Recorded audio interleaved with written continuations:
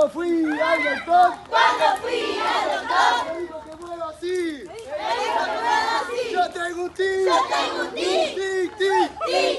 Cuando fui al doctor, me dijo que me siente así.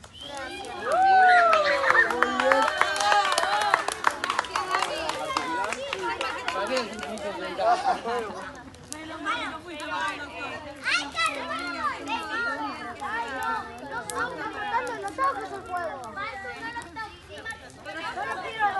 Muy bien. ¿Saben qué? ¿Saben qué? Acá, uy, perdón, lo patí. Mi amigo Damián los hizo sentar y yo los voy a hacer parar de nuevo. Así que todo el mundo...